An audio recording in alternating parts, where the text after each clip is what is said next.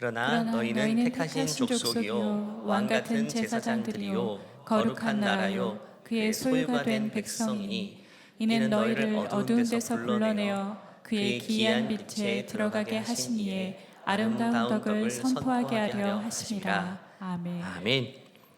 일반적으로 누군가 나를 불러준다면 그 부름의 목적이 있겠죠. 우리가 부르고 나서 목적을 생각하지 않고 목적이 있기 때문에 그를 부르는 것입니다. 주로 가정에서 배우자가, 특별히 남편이 내 이름을 불러줄 때에 주로 그 목적은 무엇인가요? 여보 또는 철수 엄마라고 부르죠. 이유가 있어서 부르는 거죠. 그 다음 나오는 대화는 주로 어떤 대화입니까? 남편이 주로 고백하는 말로 내게 이야기합니까? 여보 오늘 너무 사랑해. 여보 오늘 하루 힘내. 이런 고백적인 말을 위해서 내 이름을 부릅니까? 그런 분들 한번 손 들어볼까요? 이런 고백을 많이 들으시면 정말 그 100점짜리 남편이겠죠. 아니면 주로 부탁하는 말을 많이 합니까? 여보 뭐 형석이 엄마라고 부르고 나 넥타이 좀, 나약 좀 챙겨줘. 이렇게 부탁하는 말들을 위해서 우리를 부르는 경우도 많이 있겠죠. 또 어떤 경우는 지적하는 말도 많을 겁니다. 여보 당신 요즘 뭐하고 살아? 당신 이거 좀 정리했으면 좋겠어. 뭔가 지적하기 위해서 내 이름을 부르는 경우도 있죠. 누군가가 나를 불러준다면 분명히 목적이 있는 겁니다. 평소에 내가 좋아했던 사람이 내일 나 좀 만나자고 불러준다면 하루 종일 설레지 않을까요? 승진을 앞두고 있는데 전무님이 내일 아침에 출근하고 내 사무실로 오라고 하면 반드시 좋은 소식이 기다리고 있겠죠? 학교 선생님이 다음 날 형석이 어머니 학교 좀 오셔야 되겠어요 라고 나를 부른다면 그 목적은 분명히 나를 슬프게 할 목적이 될 확률이 높습니다. 누가 우리를 불러준다면 그 부름의 이유와 목적이 분명히 있습니다. 그냥 출석 부르는 목적이 아닌 거죠. 마찬가지로 지난주 지지난주 예수님이 나를 보내셨고 나를 불러주셨다라는 말씀을 나눴죠. 그럼 오늘은 왜 불러주셨을까? 무엇 때문에 부를까? 그 이유와 목적을 생각하는 게 너무너무 중요한 것입니다. 예수님이 나를 불러주시는 그 이유와 목적이 분명히 있다는 사실을 기억해야 돼요. 그리고 나를 불러주시는 그 목적은 앞으로 우리 인생이 무엇을 위해 살아야 되고 무엇을 쫓아가야 될지 그 목적을 분명히 설정해 주는 그 부르심이 되는 것입니다. 근데 많은 그리스도인들이 거기 관심이 없죠. 왜 나를 불러주셨을까? 내가 어디에 불러주셨을까? 왜 나를 하나님의 자녀로 부르셨을까? 부활하신 예수님께서는 제자들을 찾아가서 하나하나 불러주셨죠. 동굴 속에 숨어있는 두려움과 죄책감에 시달려 있는 그들을 불러주셔서 밖으로 꺼내주셨어요. 근데 주목해야 될 것은 왜 그들을 꺼내주셨고 왜 그들을 한 사람 한 사람을 불러주셨는가? 그 목적이 중요합니다. 그 목적은 제자들이 그 이후로부터 살아간 삶을 보면 알 수 있어요. 그들이 그 이후로부터 어떤 삶을 살게 되었는가? 그 부르심의 답은 오늘 읽은 본문에 있습니다. 베드로전서 2장 9절, 이 한 절이 너무 잘 요약하고 있죠. 그러나 너희는 택하신 족속이고 왕같은 제사장이고 거룩한 나라. 우리를 이렇게 불러주셨다는 거죠. 택하신 족속으로 불러주셨고요, 왕같은 제사장으로 불러주셨고 거룩한 나라, 구별된 나라로 불러주셨어요. 또 그의 소유된 백성으로 불러주셨어요. 근데 그 이유가 뭘까요? 이는 너희를 어두운 데서 불러내어 기이한 빛에 들어가게 하신 아름다운 덕을 선포하려 하심이라. 우리 삶이, 지금부터 이제는 우리의 삶이 나를 불러주신 그 예수님의 아름다운 덕을 선포하고 드러내게 하기 위한 목적으로 우리를 불러주셨다는 거죠. 예수님이 진짜 얼마나 아름다운 분인지, 내 인생을 얼마나 풍성하게 하는 분인지 여러분 드러내고 자랑한 적이 있습니까? 여러분 예수님이 아름답다고 생각하십니까? 그렇다면 그분에 대해서 내가 관계하고 내가 친구로 맺고 있는 많은 관계들 속에서 한번 나타내 본 적이 있습니까? 예수님 어떤 분인 줄 알아? 예수님이 내 인생에 얼마나 놀라운 분인 줄 알아? 이걸 얼마나 드러내 본 적이 있습니까? 성경을 보면 제자들의 삶이 부활하신 예수님을 만나서 예수님이 그들을 부르신 이후와 이전과 완전히 삶이 달라져요. 이전까지 제자의 삶은요, 자기를 드러내는 삶이었죠. 자신을 과시하는 삶이었죠. 하지만 부활하신 예수님이 그를 부르고 난 다음에는요, 예수님이 누구인지를 드러내는 삶을 살게 돼요. 전과 후가 뚜렷한 변화가 찾아옵니다. 우리도 마찬가지일 겁니다. 예수님께 부름받기 전에는 우리 인생의 모든 목적은요, 나 자신이 누구인지를 드러내는 것이 인생의 목적이죠. 예외가 없습니다. 자신을 증명하기 위해서 우리는 인생을 삽니다. 그래서 인생이 고달픈 거죠. 내가 무엇을 가졌고 내가 무엇을 할 수 있는 사람인가, 내 수준이 어느 정도인가, 자신을 드러내고 자신을 증명하는 삶을 살기 때문에 우리 인생은 너무 피곤한 겁니다. 현대인들에게는 이 부담이 그 어느 시대보다 큽니다. 직장에서도 내가 이 조직에 얼마나 쓸모 있는 사람인지를 계속 증명해내야 되죠. 그래야 거기 남아있을 수 있으니까. 내가 어떤 사람인지, 내가 뭘 가졌고 내가 얼마나 쓸모 있는 사람인지 내 가치를 증명해내는 삶, 현대인들에게 너무 익숙한 삶이기 때문에 이게 우리의 인생의 목적이 되어버린다는 거예요. 그러면 그때부터 우리의 삶이 얼마나 피곤한지 모릅니다. 목적에서 벗어나면 벗어날수록 우리는 길을 잃게 되고 거기서부터 우리는 의미를 상실하게 돼요. 의미를 상실하게 돼요. 방향을 잃게 됩니다. 심지어 현대인들은 가정에서도 나를 증명해내야 돼요. 내가 얼마나 좋은 남편인지를 증명해내야 된다는 강박관념. 자녀들도 마찬가지예요. 내가 우리 부모님에게 내가 얼마나 좋은 자녀인지를 증명해내야 되는 강박관념을 가진 자녀들이 많아요. 그 도구가 성적이니까 내가 공부를 좀 잘해야 되는 이유가 우리 엄마의 즐거움이에요. 우리 아빠의 즐거움이에요. 그럼 거기서부터 기능이 완전히 바뀌어버린 거예요. 목적이 뒤바뀌어버린 겁니다. 거기서부터 찾아오는 스트레스와 불안과 염려가 얼마나 큰지 몰라요. 자녀들은요, 존재 자체만으로 우리 가정에서 제일 소중하잖아요. 그러면 다른 게 필요 없어요. 누워 자고 잠만 자도 밥만 먹어도 방에만 처박혀 있어도 우리 자녀의 가치는 변함없어요, 우리에게. 그런데 현대인들은 그렇게 생각하지 않습니다. 어린 아이들도 이 분위기를 느끼기 때문에 나도 내 역할을 해야 되고 내가 내 가치를 증명해내야지만 내가 우리 집에서도 인정받은 자녀가 된다. 제자들의 삶도 마찬가지였어요. 제자들도 예수님을 쫓아다녔잖아요. 근데 그 목적이 인정받기 위해서였어요. 인정받으면 행복하고 인정받지 못하면 불행해지고 늘 오락가락입니다. 나의 행복과 불행이 누군가의 평가에 달려있다면 여러분, 그것 자체가 불행한 건 아닙니까? 그것 자체가 불행한 거죠. 그 구조를 바꿔야 됩니다. 그 전제를 바꾸지 않는 이상 우리는 늘 희비가 엇갈리는 인생을 살 수밖에 없죠. 우리 인생이 언제나 다 좋은 평가를 받을 수는 없거든요. 우리는 나이가 들어가기 때문에, 기능이 점점 떨어지기 때문에. 그 성경을 보면 부활하신 예수님이 제자들을 만나시기 전에 제자들의 삶을 보면 늘 자신을 과시하고 자기를 자랑하는 인생이었죠. 사복음서에 보면 이걸 숨기지 않고 다루고 있죠. 그들은 예수님을 쫓기 위해 열심을 다했어요. 배와 그물을 버려두고 헌신했습니다. 그들의 열심은 잘못된 게 아니겠죠. 근데 뭘 위해 열심히 했냐? 자기를 증명하기 위해서. 누가복음 22장 24절 말씀 보니까 예수님이 잡히는 그날 밤까지 싸웠어요. 또 그들 사이에 그중 누가 크냐 하는 다툼이 일어났다. 정말 대단하죠. 예수님 면전 앞에서도 싸웠는데 내가 1등이다, 네가 1등이다, 우리 서열 정리 확실하게 하자, 늘 이것 때문에 싸웠어요. 그 면전이 어느 면전입니까? 예수님이 나 이제 십자가 지러 간다, 내가 너를 위해 죽으러 간다라고 말한 그 직후에도 오늘 말씀은 다툼이 일어났다. 무엇 때문에? 그분을 향한 다툼 아닙니다. 예수님과 상관없는 다툼이에요. 자기 서열을 위한 다툼, 자신을 과시하고 자기의 능력을 나타내기 위한 다툼이었어요. 예수님이 죽으러 간다니까 눈물 났겠죠. 울면서 자, 이제 예수님이 우리를 위해 죽으러 가신대. 마지막으로 우리 서열 정리 좀 해야 될 것 같아. 서열 정리 좀. 내 눈물 보이지? 내가 이만큼 눈물 흘리는 거 보면 내가 예수님의 수지자가 맞는 것 같아. 이런 식으로 간다는 거예요. 마가복음 9장 말씀 보면 그들은 길 갈 때도 싸웠어요. 그들이 잠잠하니 왜 잠잠했을까요? 길에서 서로 누가 크냐고 쟁론했다. 예수님이 가르침 주는데 그거 가지고 피드백한 게 아니에요. 예수님은 하늘의 가르침을 주는데 그들이 피드백한 게 뭐냐면 누가 큰지를 다투었어요. 그들의 삶이 계속 이 꼬리표가 따라다녀요. 시도 때도 없이 제자들은 자신의 가치를 증명해내고자 했던 겁니다. 여러분, 제자들이 한심해 보이죠. 예수님을 쫓아다니면서 그런 행동들을 하는 거 보니까. 근데 여러분, 그 모습이, 그 제자들의 모습이 우리의 모습이라는 걸 우리가 깨달아야 됩니다. 우리도 마찬가지 아닙니까? 우리도 마찬가지 아닙니까? 인정받기 위해 얼마나 몸부림칩니까? 나 자신의 능력을 나타내기 위해서 얼마나 몸부림쳐요.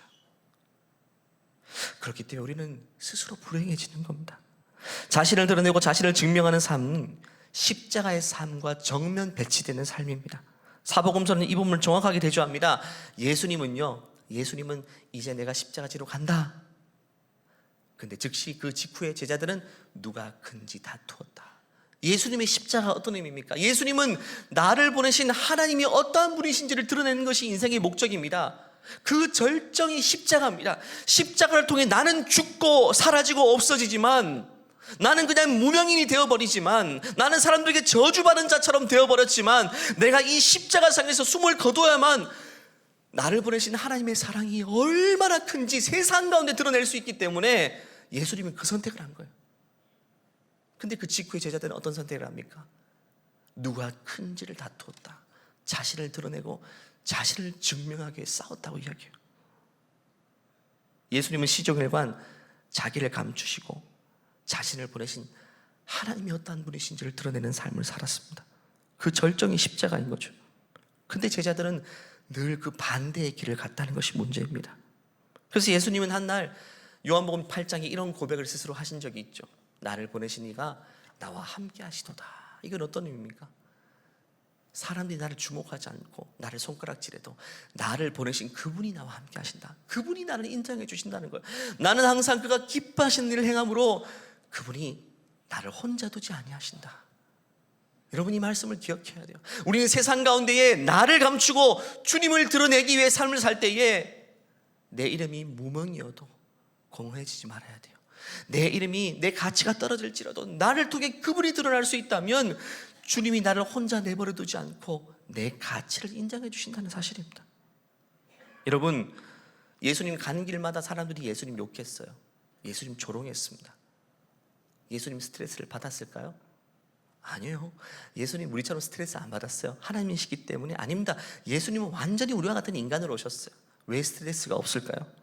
예수님은 애초에 자신을 드러내고자 하는 동기 자체가 없었기 때문에, 그런 목적 자체가 없었어요. 내 이름이 땅에 떨어지고 내 이름이 짓이겨지고 내가 손가락질 당하는 것, 그게 인생의 목적, 관심사가 아니었겨. 이걸 통해 하나님이 드러날 수 있다면 전혀 상관없는 거예요. 스트레스가 없는 거예요. 우리가 주님의 드러내는 삶을 살 때에 사람들이 나를 인정해 주지 않아도 우리는 외롭지 않고 스트레스를 받지 않아야 돼요. 왜? 우리 목적이 분명하다면. 사랑하는 여러분, 우리 자신을 드러내는 삶이 얼마나 험한지 아십니까? 우리가 예수님을 드러내는 삶에 어긋나 자신을 드러내고자 하는 삶을 살게 될 때 그 끝은 너무나도 허무합니다. 그 과정도 너무나도 허무할 것입니다. 성경은 그 현실을 베드로라는 한 인물을 통해 여과 없이 우리에게 보여줍니다. 예수님이 제자들 앞에서 내가 이제 십자가 질 거다라고 말했을 때, 그때 베드로가 막 전면에 서서 예수님께 뭐라고 말했는지 기억나시죠? 26장 33절 말씀 보면 베드로가 대답하이르되 모두 주를 버릴지라도 나는 결코 버리지 않겠습니다. 예수께서 이르시되 내가 진실로 내게 이르노니 오늘 밤 다 울기 전에 내가 나를 3번 부인하리라. 베드로가 이르되 내가 주와 함께 죽을지언정 주를 부인하지 않겠나이다 하고 모든 제자도 그와 같이 말하니라. 33절 보면 모두 주를 버릴지라도 베드로는 이렇게 말합니다. 웃긴 말이에요. 다른 제자들 예수님 안 버렸어요 아직. 그런데 모든 다른 제자들 다 예수님 버릴지 몰라도 나는 안 그러겠습니다. 자신을 드러내고자 하는 삶은요, 그 특징이 뭐냐면 다른 사람들을 이렇게 낮추는 겁니다. 다른 사람들을 까내리고 낮춰야만 내가 상대적으로 높아지기 때문에 늘 그런 삶을 살아요. 그래서 그 주위에 있는 사람들은 너무 피곤해요. 너무 억울한 일도 많이 생기고요. 지금 다른 제자들이 베드로가 그렇게 말하는 걸 보고 얼마나 속으로 쟤는 또 저런다 또 저런다, 지가 수지자 되려고 우리 모두를 저렇게 다 버린 사람 취급하는 거 봐. 베드로는요 열심히 있었어요. 예수님을 지켜 주기 위한 열정과 의리는 있었지만, 그래서 시종일관 내가 얼마나 상대적인 더 큰 믿음을 가졌는가 예수님 앞에서도 소리칩니다. 나는 절대 당신 안 버립니다. 그래서 그 행동은 늘 과했습니다. 극단적일 때가 많았고요. 심지어 예수님이 무리를 건너오실 때에 뭐라고 말했습니까? 나도 무리를 걷게 해주세요. 이 말을 왜 나왔는지를 모르겠어요. 문맥적으로 안 맞는 말이고, 거기서 또 베드로는 자기 믿음의 수준을 증명하기 위해서 뭔가를 해야 될 사람들의 인정과 평가가 거기에 늘 목말랐던 사람인 것 같아요. 저는 베드로에게 믿음이 있었다고 생각해요. 하지만 중요한 것은 그 믿음이 어떤 기초 위에 세워졌는가가 너무 중요합니다. 어떤 뼈대 위에. 기초가 중요해요. 나를 증명하고 나를 드러내고자 하는 기초 위에 세워진 믿음은 결국 중요한 순간에 와르르 무너질 겁니다. 가짜인 것이 다 드러나는 거죠. 기초가 잘못된 것은요, 빨리 무너지는 게 복입니다. 왜? 빨리 무너져야 새롭게 건강하게 세울 수 있기 때문에. 가짜는요, 빨리 무너져야 돼요. 우리가 기초공사가 잘못된 건물이 이미 20층, 30층까지 세웠는데 안전진단의 문제가 발생해서 저렇게 흉물처럼 서 있는 것. 안양역 이게 사거리에 있는데 오래전부터 저렇게 있었는데 몇 년 전에 뉴스를 보니까 뭐 철거한다는 말인데 어떻게 되는지 모르겠어요. 뭔가 기초가 되지 않았는데 이미 높이 세워져 버렸어. 두 글자로 뭐라고 말합니까? 흉물이라고 하죠. 흉물. 많은 그리스도인도 마찬가지입니다. 내가 예수 믿는 신앙은 있고 신앙생활하고 예배생활을 하지만 이미 기초가 잘못 세워진 그 위에 이미 20년 30년 세워져 버린 것은 흉물스러운 인생이 될 수 있어요. 우리 공동체, 우리가 사는 조직사회 속에서 예수 믿는다고 하면서도, 교회 다닌다고 하면서도 전혀 주의 아름다운 덕을 나타내지 못하고 자신만 드러내는 사람, 흉물스러운 그리스도인들이 얼마나 세상 곳곳에 있습니까? 기초가 잘못 세워지니까 그를 통해 예수님이 나타나지 않고 틈만 나면 자기를 드러내요. 자기가 잘 돼야 되고 자기 이름이 나타나야 되고 그리스도인인데 흉물스러운 인생입니다. 예수님은 베드로의 잘못된 기초 한꺼번에 다 허물어 풀어요. 스스로가 이 사실을 보게 깨닫게 하시는 사건이 있습니다. 그건 바로 베드로가 예수님을 3번 부인하는 사건. 이 사건을 통해 그가 세웠던 잘못된 기초를 다 무너뜨리십니다. 3년간 예수님 쫓아다녔죠. 한 30층 높이의 건물을 이미 세웠어요. 하지만 이 3번 예수님을 부인하는 사건을 통해 다 깨뜨려버리고 모든 걸 새롭게 세우게 하십니다. 26장 말씀 보면 69절부터 좀 길어요. 같이 한번 읽어볼 수 있겠어요? 같이 읽겠습니다. 베드로가 바깥들에 앉았더니 한 여종이 나와 이르되 너도 갈릴리 사람 예수와 함께 있었도다 하거늘 베드로가 모든 사람 앞에서 부인하여 이르되 나는 내가 무슨 말을 하는지 알지 못하겠노라 하며 안문까지 나아가니 다른 여종이 그를 보고 거기 있는 사람들에게 말하되 이 사람은 나사렛 예수와 함께 있었도다 하며 베드로가 맹세하고 부인하여 이르되 나는 그 사람을 알지 못하노라 하더라. 조금 후에 곁에 섰던 사람들이 나와 베드로에게 이르되 너도 진실로 그 도당이라 내 말소리가 너를 표명한다 하거늘 그가 저주하여 맹세하여 이르되 나는 그 사람을 알지 못하노라 하니 곧 닭이 울더라. 이에 베드로가 예수의 말씀에 닭 울기 전에 내가 3번 나를 부인하리라 하심이 생각나서 밖에 나가서 심히 통곡하니라. 베드로는 예수님 앞에 호언장담했죠. 내가 당신 버리지 않겠다고. 다 버릴지라도 나만큼 버리지 않겠다. 근데 버렸어요. 저주까지 하고 맹세까지 했어요. 난 그분 모른다고. 그때 닭이 울죠. 75절 다시 보면요, 닭이 울자 베드로가 예수의 말씀에 닭 울기 전에 내가 3번 부인하리라 하심이 생각나서 밖에 나가서 엄청 통곡합니다. 그 통곡의 눈물의 의미가 뭘까요? 그동안 쌓아놨던 잘못된 기초 위에 세웠던 자신의 인생의 건물이 다 무너지는 순간을 경험하게.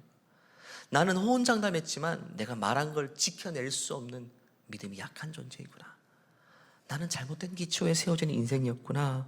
심히 통곡하면서 그제서야 깨닫게 됩니다. 예수님은 이 일을 계기로 해서 베드로의 인생을 새로운 기초 위에 세우십니다. 요한복음 21장 보면 실에 빠진 베드로를 개인적으로 찾아가십니다. 그러면서 무너졌던 그 건물 허물덩어리에서 새롭게 새로운 기초 위에 하나씩 세워주시는데, 그게 바로 예수님이 베드로를 찾아가서 네가 나를 사랑하느냐 3번 물으신 거예요. 그들이 조밥 먹으니 예수께서 시몬 베드로에게 이르시되 요한의 아들 시몬아 네가 이 사람들보다 나를 더 사랑하느냐 하시니 이르되 주님 그러하나이다. 내가 주님을 사랑하는 줄 주님께서 아시나이다 이르시되 내 어린 양을 먹이라 하시고 또 찾아가시죠. 또 2번째 이르시되 요한의 아들 시몬아 네가 나를 사랑하느냐 하시니 이르되 주님 그러하나이다. 내가 주님을 사랑하는 줄 주님께서 아시나이다 이르시되 내 양을 치라 하시고 3번째 이르시되 요한의 아들 시몬아 내가 나를 사랑하느냐 하시니 주께서 3번째 내가 나를 사랑하느냐 하심으로 베드로가 근심하여 이르되 주님 모든 걸 아시오매 나의 실패 나의 허물 나의 과거 주님 다 아시오니 내가 주님을 사랑하는 줄 주님께서 아시나이다. 예수께서 이르시되 내 양을 먹이라. 3번 부인한 것들을 바로잡기 위해서 여러분 3번 물으십니다. 이게 세상 방식은 어떨까요? 3번 그 조직사의 탑 리더를 부인했어요. 한마디로 배신한 거, 조직의 배신자가 됐어요. 그러면 그걸 회복하기 위해서 어떤 절차가 필요할까요? 3번 배신했으면 3번 혈서를 쓰거나 3번 서약서를 쓰거나 뭐 이런 방식으로 하면 되지. 근데 예수님은 그런 방식이 아니죠. 3번 사랑하냐고 물으십니다. 네가 다시는 배신하지 않을 수 있어? 이거 물으신 것도 아니에요. 네가 나를 위해 뭘 할 수 있어? 기능과 능력을 물은 것도 아닙니다. 한 가지만 물으셨어요. 네가 나를 사랑해? 그럼 그걸로 충분해. 네가 너 자신을 나타내고자 할 때는 너의 능력과 기능이 필요할 건데, 네가 나를 이제 드러나고자 할 때는 하나만 있으면 돼. 나를 사랑하는 그 하나의 마음만 있으면 다른 거 다 볼 필요가 없으니까 네가 나를 사랑하냐, 이것만 반복해서 3번 물으신 거예요. 한 번 물은 것도 3번 물어보셨어요. 왜? 3번 부인했기 때문에 3번 물어보시고 3번 사랑한다는 고백을 드러내시는 거죠. 베드로의 자존감을 처음부터 새롭게 세워주게 된 것입니다. 그때부터 베드로는 예수님을 사랑하는 그 기초 위에 새롭게 자신의 인생을 쌓아 올리게 됩니다.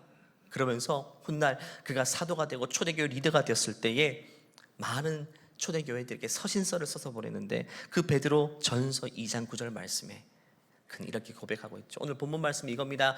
그러나 너희는 택하신 족속이요 왕같은 제사장이요 거룩한 나라요 그의 소유가 된 백성이니 이는 너희를 어두운 데서 불러내어 그의 기이한 빛에 들어가게 하신 이의 아름다운 덕을 선포하게 하려 하심이라. 베드로는 스스로 무너져 봤잖아요. 자신을 과시하고 자기를 드러내기 위해서 3년간의 인생을 살아보았죠. 거기서 다 무너진 걸 경험해 봤기 때문에 오늘 이 서신서를 통해 너희들, 예수님이 너희를 부르셨다면 그 부르심의 이유는 너희들의 이름을 나타내는 것이 아니라 불러주시고 보내주신 예수님의 아름다우신 덕을 선포하는 것이 너 인생의 목적이라고 분명히 정리해주고 있는 것이죠. 베드로는 그때로부터 계속해서 마지막에 순교의 삶으로 마무리될 때까지 그는 시종일관 자신은 죽고 예수님을 나타내는 인생을 살게 되었죠. 초대교부 오리게네스는요, 그에 쓴 글을 보면 베드로의 마지막 장면이 이렇게 묘사합니다. 베드로는 로마에서 십자가 형틀에서 예수님과 똑같이 죽을 운명이었어요. 순교당할 운명. 그래서 베드로는 이런 말합니다. 내가 어떻게 예수님이 달린 십자가 그 모양 그대로 내가 어떻게 감히 예수님과 같은 반열에 설 수 있겠냐. 나는 이 인류사에 기억되면 안 되는 사람이야. 나를 십자가에 거꾸로 매달아 죽여달라고 이야기했죠. 그러면서 십자가에 거꾸로 매달려 순교의 제물이 됩니다. 죽음의 순간에까지 자신은 감추고 예수님만 높이고 드러내는 인생을 살다가 마지막 숨을 거둔 거죠. 사랑하는 성도님 여러분, 우린 세상 가운데 살다 보면 늘 속고 넘어집니다.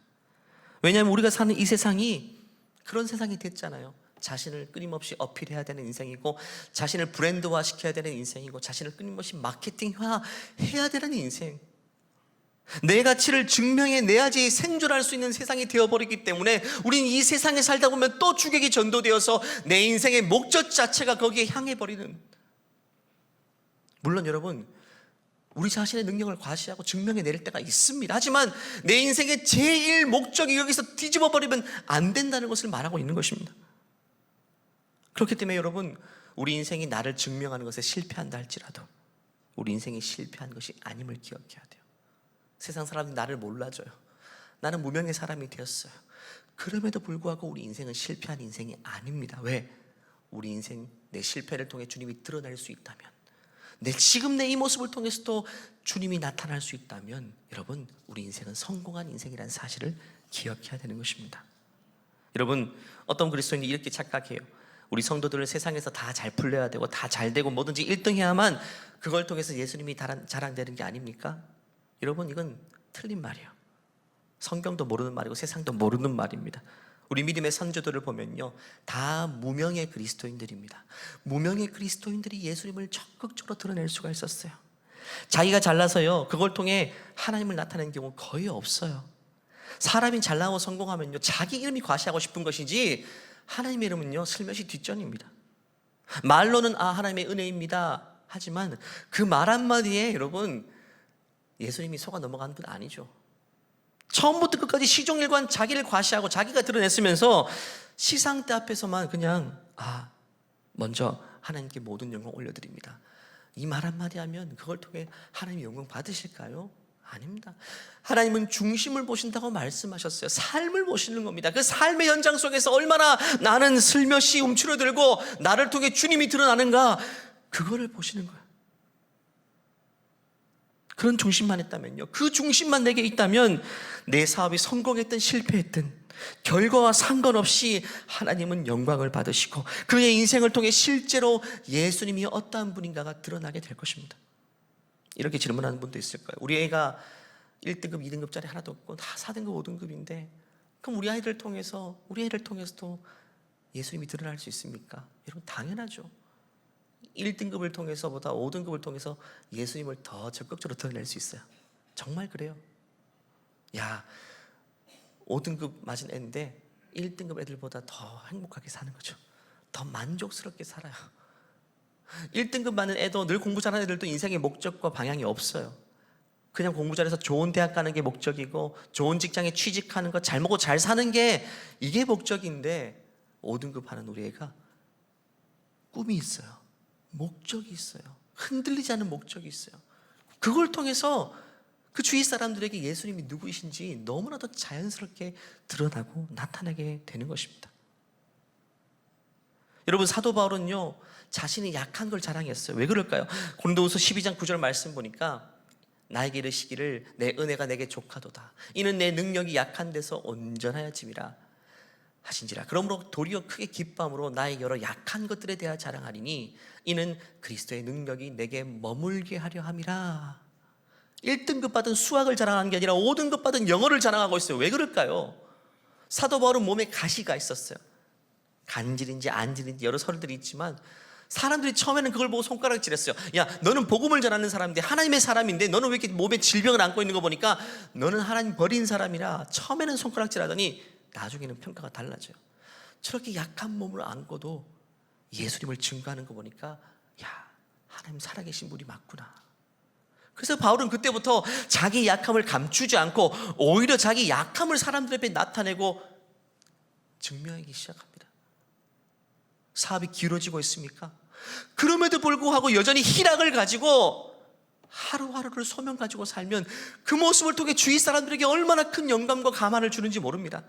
친척들도 보면 분명히 저 사람 제가 힘들어해야 되는데 예수 믿고 하더니 잘 안 됐어, 힘들어하겠지. 근데 명절 때 만나보니까 안 힘들어해요. 버티고 이기고 있고 기쁨이 있고 감출 수 없는 희락이 있어요. 그러면 그것이 주는 영향력이 어마어마하게 크다는 거예요. 너무너무 잘 돼서 성공해서 주는 그런 영광스러움은요, 다 질투의 대상밖에 안 됩니다. 다 질투의 대상에 좋게 안 봐요. 하지만 넘어져도 거기서부터 낙심하지 않고 좌절하지 않고 또 딛고 일어서는 그 열정을 가진 사람들을 통해서 믿지 않는 사람들은 믿는 사람의 삶을 통해 어마어마한 영향력을 받게 되는 거예요. 여러분, 예수님이 아닌 자신을 증명해내고자 하는 욕망에 사로잡히게 되면요, 그 인생은 결국 탈선하게 돼요. 길을 이탈하게 돼요. 탈선한 열차가 너무 위험천만하지 않습니까? 자동차가 도로에서 여러분 차선을 벗어나면 그때부터 누구를 칠지 모르는 큰 위험 요소가 됩니다. 우리 인생도 마찬가지. 길을 벗어나면 그때부터 주위 사람들이 위험천만하게 돼요. 제가 지구촌교회 담임 목사로 부임받았죠. 2년이 아직 조금 안 됐습니다.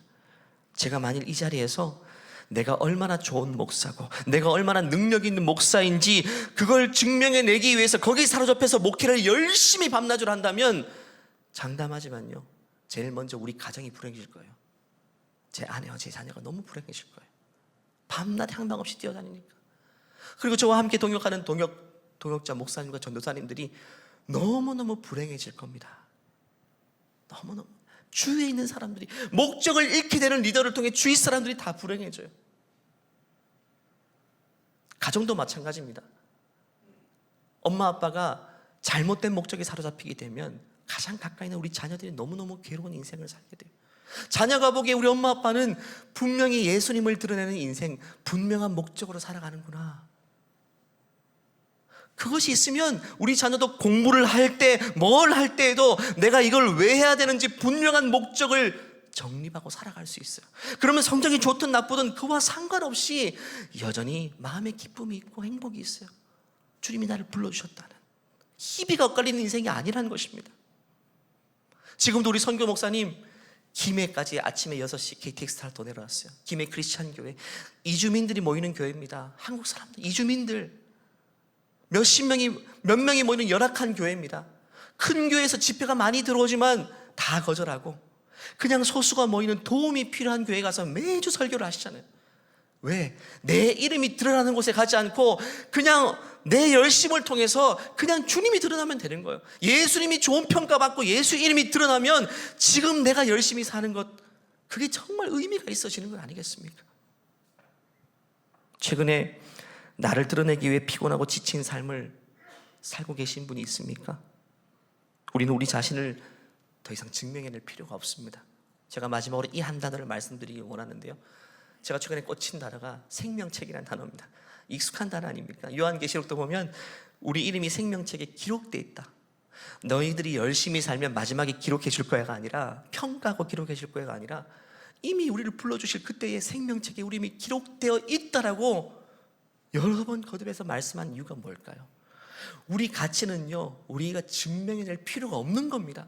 이미 우리 가치가 하나님 앞에 증명되어서 우리 이름이 생명책, 여러분 생명책에 이름 기록되어 있다면 다 끝난 거 아닙니까? 그 이름이 우리 이름에 기록되어 있어요. 우리 믿음의 자녀들의 이름이 생명책에 기록되어 있습니다. 더 이상 우리 자신의 인생을 과시하고 나타나고 드러나고 내 가치를 평가받기 위해서 그렇게 몸부림치는 인생 더 이상 살 필요가 없어요. 지금부터 우리의 삶은 내가 실패하든 성공하든 내 이름이 땅에 떨어지든 높아지든 상관없이 나를 통해 예수 그리스도만 드러날 수 있다면 그걸로 우리 인생은 충분한 겁니다. 지금 우리 자녀가 남들보다 탁월하지 못해도 지금 그 인생을 살아가고 있다면 그 길은요, 그 길의 끝에는 우리 주님이 계신 겁니다. 그 길의 종착역은 너무 아름다운 길이 기다리고 있는 것입니다. 아까 말했지만 드림의 학교가 지금 이 목적을 가지고 학교를 열어서요, 그 목적을 가지고 소수의 아이들을 키우고 있는 것이에요. 우리 지구촌교도 마찬가지입니다. 우리 교회 학교가 이런 아이들을 키우는 것이 목적이에요. 근데 중요한 것은 부모님이 이 목적 가운데 바로 서지 않으면 우리 자녀는 늘 헷갈릴 수밖에 없죠. 학교에 가면 들리는 말들은 다르고 우리 부모님을 통해 볼 때 또 들리는 말이 다르고 교회에서는 이렇게 말하고 그때부터 대혼란이죠. 우리 부모님들이 자녀들에게 인생의 분명한 목적을 바르게 가르쳐 주시고 실제로 그런 삶을 부모로서 멋있게 살아갈 수 있는 저 여러분 되시기를 간절히 축원합니다. 한번 기도할까요?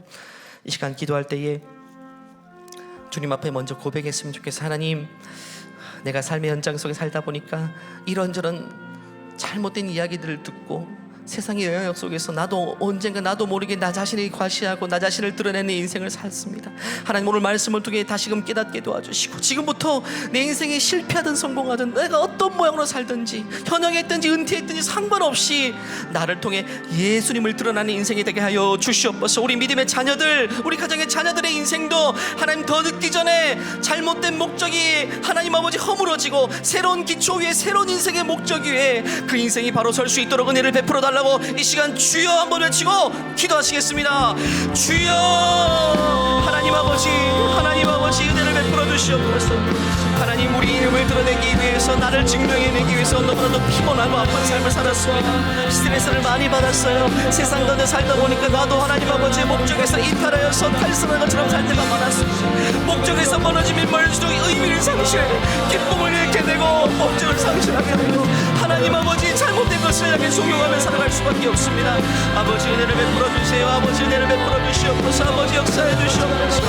아버지 주님의 하나님 뜻대로 살아가며 예수 그리스도의 이름을 드러내며 살아가는 우리 인생 될 수 있도록 인도하여 주시옵소서.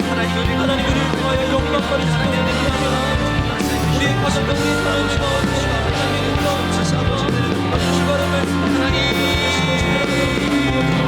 주님 나를 주의 역사에 접받고 사랑하며 사랑하는 예수 될 수 있도록 하나님 인도하여 주시옵소서. 하나님, 조건 없이 우리를 긍휼히 여기셔서 동굴성에 있는 나를 불러주셔서 바깥 안 어두운 곳에서 우리를 불러내서 주님의 빛 가운데 거하게 하신 것을 참으로 감사합니다. 이제는 삶의 목적이 달라지기를 소원합니다. 오늘 말씀을 계기로 해서 다시금 흐트러진 우리의 중심을 붙잡게 도와주시고 잘못된 기초가 허물어지고 새로운 건강한 기초 위에 세워질 수 있는 우리 인생 될 수 있도록 은혜를 베풀어 주시옵소서. 내 이름이 땅에 떨어질지언정 주님만이라도 높아지는, 주님을 높여드리는 인생 살 수 있도록 우리와 우리 모든 가정의 자녀들을 주님께서 축복하여 주시옵소서. 함께 하신 주님을 찬양하오며 거룩하신 예수님의 이름으로 기도하옵나이다. 아멘. 우리를 불러주신 주님께 다시 한번 큰 영광과 박수 올려드릴까요? 주님께만 영광 올려드리는 우리의 삶이 되기를 원합니다. 주님만 나타내기를 우리 삶이 되기를 원합니다. 이 시간 다 같이 나서서 우리 예수님의 이름을 높이고 오늘 예배를 마무리하도록 하겠습니다. 나의 계획이 실패하고 나의 소망이 끊어질 때 삶의 주관자 되신 그분 앞에 나의 무릎을 꿇어 경배하네. 나의 삶을 그분께 맡길 때 비로소 나의 마음은 평안해. 비로소 나의 마음 평안해. 구원의 반석 되신 예수의 이름을 소리 높여 찬송하네. 우리 예수 이름을 높이며 주님 앞에 나아갑시다.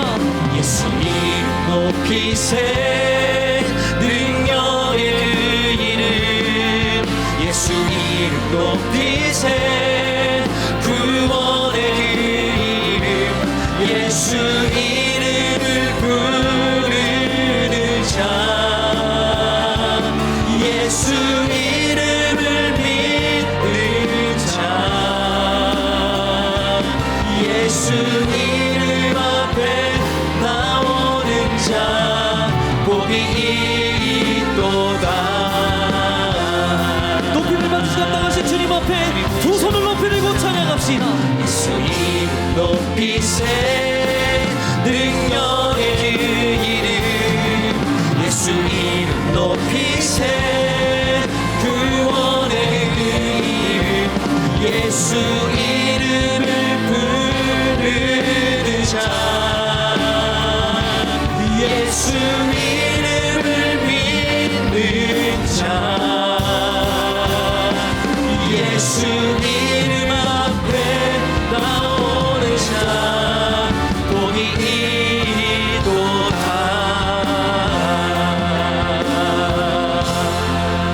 예수의 이름을 높이 찬양하겠습니다. 영광의 박수.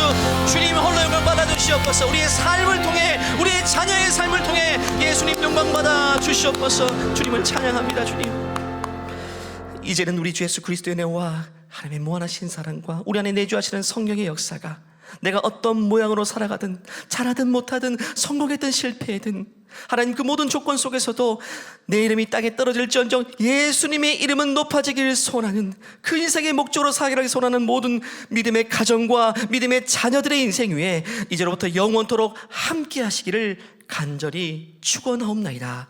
아멘. 주님,